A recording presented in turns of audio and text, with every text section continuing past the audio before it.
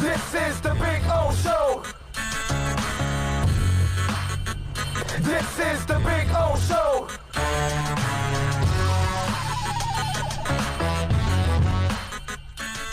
You can also reach out to us on Twitter. That's at Big O Show. Following people the reality of the Finns, right? And that's one thing that I really enjoyed last year, that while everybody says they were tanking, I explained to everybody there was no tanking going on. They're building through youth.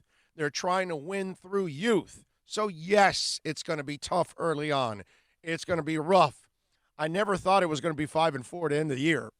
They got better than I ever expected. I got to be honest with you. As you all know, I didn't think that team would win a game, and they won 5. Okay, but I enjoyed the hell out of explaining to people and correcting them. There was never any tanking for Tua, none of that garbage. They were going to build through youth, and however it went, and that's it. They were going to filter in young guys, filter them out. The guys they liked stuck. The guys they didn't, they cut. That's the way it goes. Everybody wanted off the team. Remember that? I told you that was BS. I mean, it was fun straightening people out on what was going on with the Dolphins. And those of you that were on this show constantly watching, you knew that we were obviously way ahead of everybody else on all of this, right? So now comes the interesting part.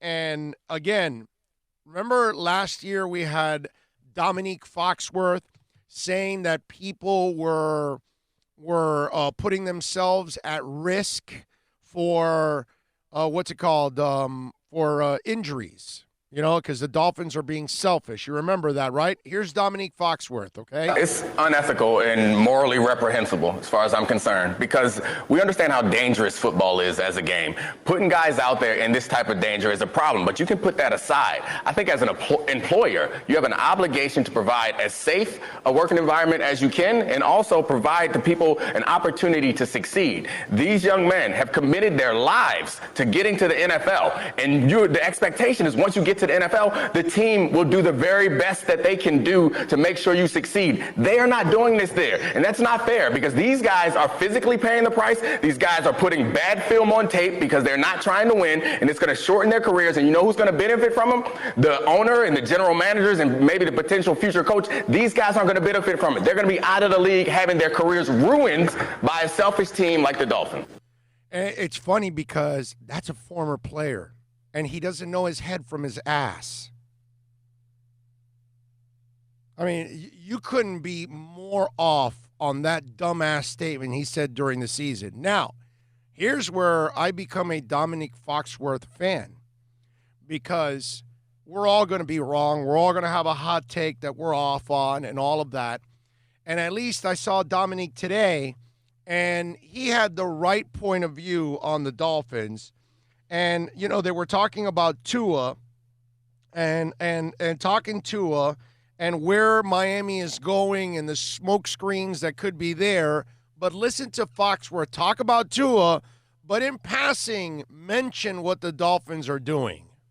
I don't think it matters, at least for the Dolphins. I think it's something that we all pay attention to, and I'm certainly skewed by it. But it seems that Chris Greer down there in Miami, they don't seem to care what any of us think, as they went into last season in a way that I thought was like they were setting up the tank. They ended up not really tanking, but they seem to have a good idea on what they're doing. So it'll be hard to be critical of any decision that they make, because they seem to have a decent track record so far. But I still feel like this is just subterfuge. Grady, there's that word again. It just feels like they want Tua to fall into their lap without having to trade up, and they want people to believe that maybe they're more into Herbert to stop any team, maybe the Chargers or anybody else, from jumping above them. Like, I think Tua is by far the guy that everyone wants, is the guy that they wanted for a couple of years, and I would be shocked if both Tua and Herbert are there and the Dolphins get an opportunity and they're going to go away from Tua and go with Herbert, who projects to be a guy with a lot of talent but has never really put it all together to the degree that people want.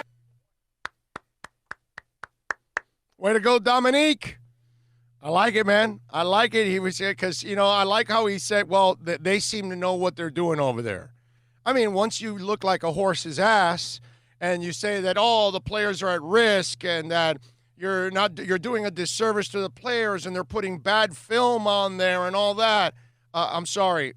He realized jeopardizing their career. Yeah, well, yeah, that was the other one with Steve Young too, talking that silliness. Again, former players saying stupid ass things like that. But then at the end of the year, when you realize, hey, these guys went 5-4 in their last 9 games. You know, a guy like Nick Needham can really play. You know, that kind of stuff. And all of a sudden, it's like, okay, they know what they're doing over there. And you notice how, you know, they're talking, and maybe it is subterfuge about saying that they like Herbert instead of Tua, and they're not really talking to people, but that's kind of what they're getting now, that, you know, the Herbert guy and all that. And I got to tell you something. I heard about Dolphin love for Herbert back all the way to the Senior Bowl. You were there. So, you know, all that stuff has gone on for a while now, okay? But what I love is, and props to Dominic, because he now gets it and he realizes what I've been trying to tell people for a while now, even you Dolphin fans out there that don't want to believe, you think it's the same old Dolphins, whatever it is, you've convinced yourselves of something. And what I'm trying to tell you is it's not. It's a new day, man. It's a new regime. It's a new era. And I'm glad that more and more people are figuring it out, like Dominique Foxworth. That what these guys are, they know what the hell they're doing. And they have from day one. And instead of some of you out there got to stop focusing on the past and just look at what's happened in the last calendar year and all the things they've done. And those of you that listen to this show religiously, I've been telling you for a while now that in a couple of years, people are going to look at it and go, that's one of the best front offices in the NFL, right there with the Miami Dolphins. Grier, McKenzie, and Allen make that trifecta one of the best in the NFL, along with Brian Flores. And that people will notice that. It's just going to take a little while, because at the beginning it was so ugly, and then that jaded people even more, that they tore it all the way down. And what people didn't realize, that's the way you rebuild it, bro, by tearing it all the way down. And they're rebuilding it the right way with young people, and like we told you on this show, they were going to sign mostly young free agents. It's exactly what they did. And now they're going to add the draft. And you're going to have the youngest or the second youngest team in the NFL.